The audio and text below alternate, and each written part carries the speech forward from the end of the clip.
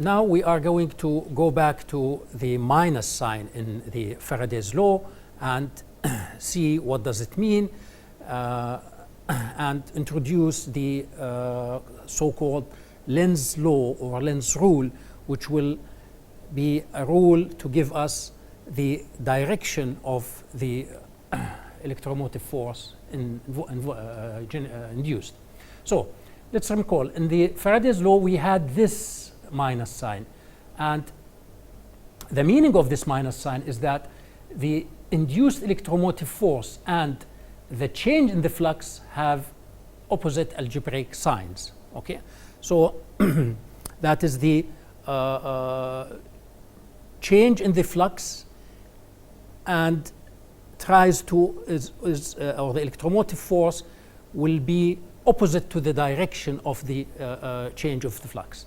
Now, this, of course, will determine for us what is the direction of the electromotive force. In other words, if you have a loop and you have a varying flux in this, for example, let this be my loop, and there is a flux that is changing. Now, current can pass in this direction or flow in this direction, which is the electromotive force, therefore, will be electromotive force generated so that it will set up a magnetic field, that electric field that will push the currents in this direction or in this direction.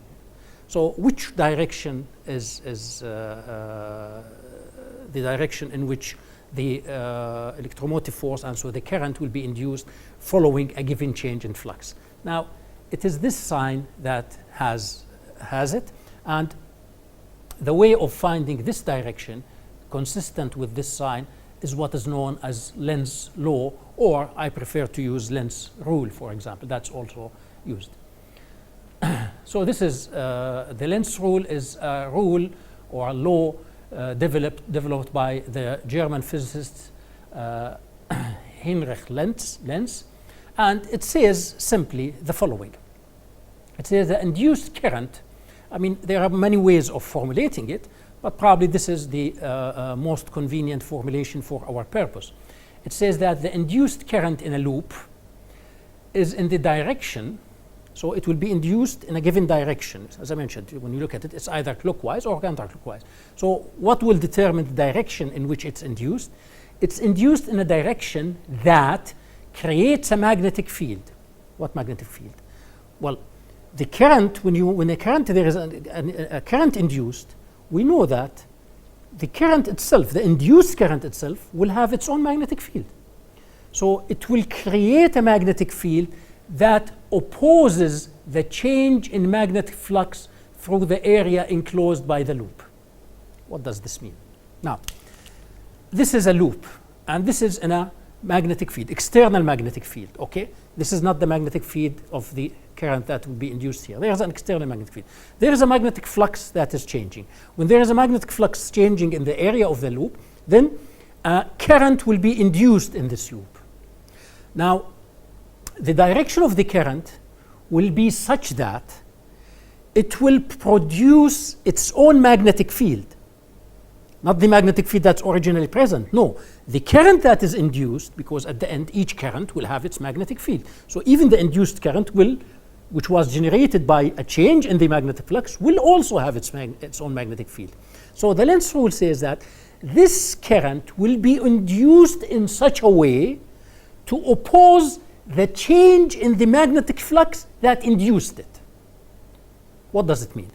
If the magnetic flux was increasing, and this current was induced as a result of an increase in the magnetic flux, then the current will generate a magnetic field that will try to reduce the flux. So the change in the flux was increasing, as an increase in the flux. So the induced current will try to generate a magnetic field that will oppose that change. The change was an increase, it will lead to a decrease. It will try to decrease the magnetic flux that has already increased. Okay? If this current was induced due to a decrease in the flux, then what is the change? The change is a decrease in the flux. The current will induce its own magnetic field that will try to increase the flux. So the magnetic field of the current that is generated will have its own flux through the loop, and this flux will try to increase the flux, the original flux, which was decreasing. Okay, so this is the idea. I mean, the current will induce a magnetic field that will oppose the change in the flux that has already induced it. Okay, a couple of examples will make this clear. It's easy, by the way. It's easy to apply and it's easy to use, but once you understand what it is. So, so that's the idea. I mean, the induced currents tend to keep the original magnetic field flux through the current from changing. Okay, because the current has been induced due to a change in the flux. So this induced current will generate a magnetic field, so it tries to keep that flux from changing. So if the flux was increasing, it will try to decrease it, so to bring it to original form, or if it was increasing, it will try to increase it, trying to bring it to original form before start changing. Now, let's consider an example. So look at this, for example. Here we have these, these are rays, and there is this bar that can slide on these rays. Now, of course, we will have a lot to talk about the induced electromotive force in this circuit, but roughly speaking, we'd say, well, this is your circuit. As this moves, okay, the area of the circuit and the magnetic field is uniform and it is into the page. So as this slides away or to the right or to the left, then the area of the circuit, because this is the circuit. Now this is not a part of the circuit because this is open.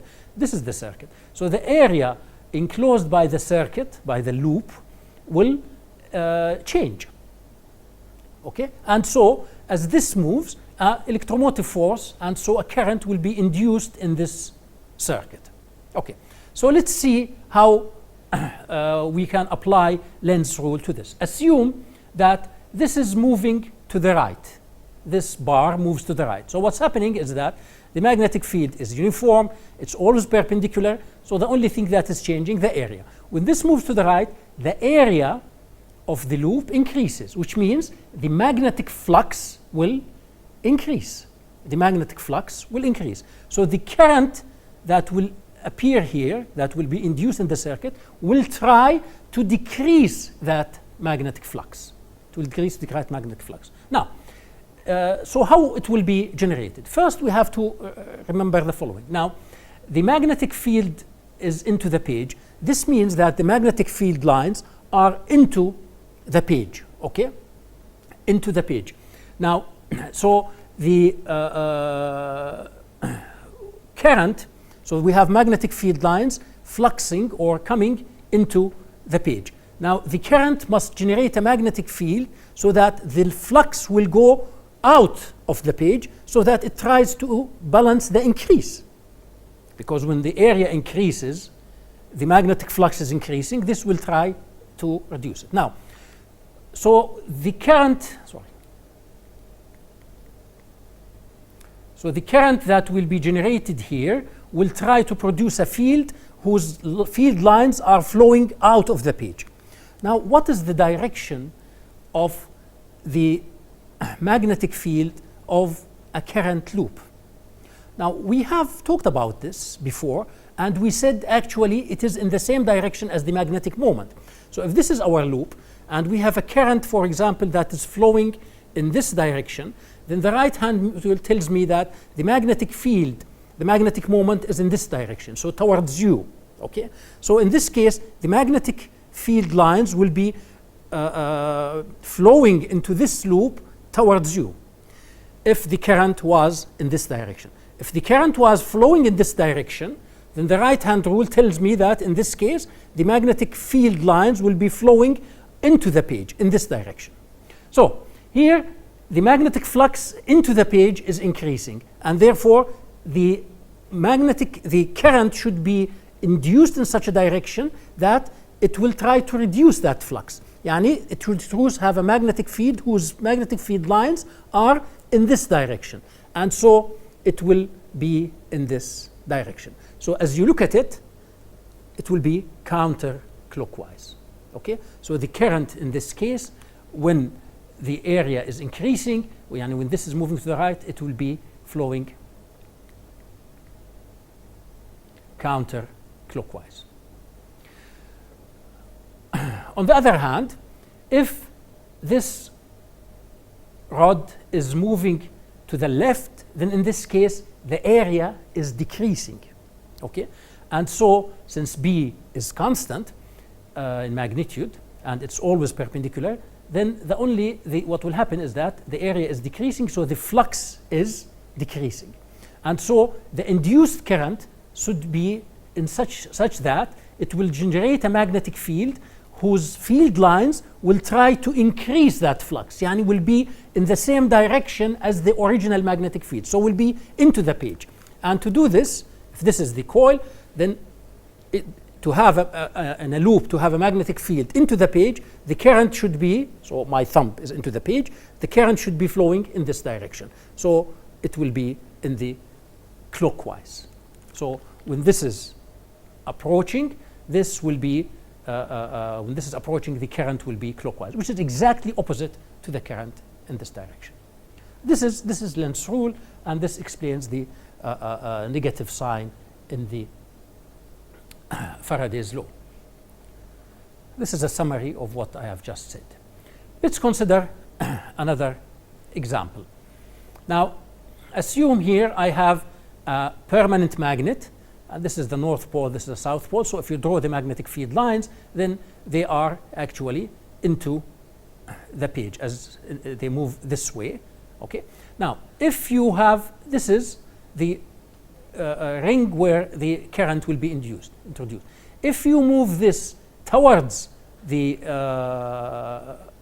ring, then in this case, the magnetic flux is increasing in this direction. The magnetic field lines that are penetrating in this direction, they are increasing in number. This current now that will be induced here will try to have magnetic field lines pointing to the left so that they decrease the effect that has been generated. And therefore, the current in this case, this is the loop. So the current in this case should be in this direction as shown here, so that the magnetic field lines will be penetrating in this as shown here. You remember this is the magnetic field of a magnetic moment, and this is how it goes. So this is how the current will move, so that the magnetic field lines induced will be pointing to the left, so that it decreases the increase in the flux that is resulting from having the magnet approaching the loop, and so having an increase in the flux. On the other hand, if this permanent magnet is moving to the left in this case, then these magnetic field lines will be decreasing, okay, because they are going away. So the flux here will be decreasing. The number of field lines will be decreasing. They are moving away. Therefore, the induced current that will be induced due to the change in this flux will try to keep this constant. Yani it will try to provide further magnetic field lines in the same direction as the original. So if this is the loop, then in this case, I need a current that will give me a magnetic field pointing in this direction. Okay? So the current in this case will flow in this direction, as you can see, so that the these flux lines now, these lines of the magnetic field, are making up for the decrease that is happening in these in these lines that are pointing to the right when this goes away. So this is how you apply Lenz's rule in this case. Now, this is a good checkpoint to test, and so we have this loop is falling, and this is the current carrying wire, straight long wire, and then as this is approaching it, then what will be the direction of the induced current in the loop of wire, okay, as this approaches. And you can push it further and say, okay, after this passes this and moves down, okay, so what will be the direction? Will the direction of the induced current change or not? Okay, so this is a very helpful test of your understanding of Lenz rule.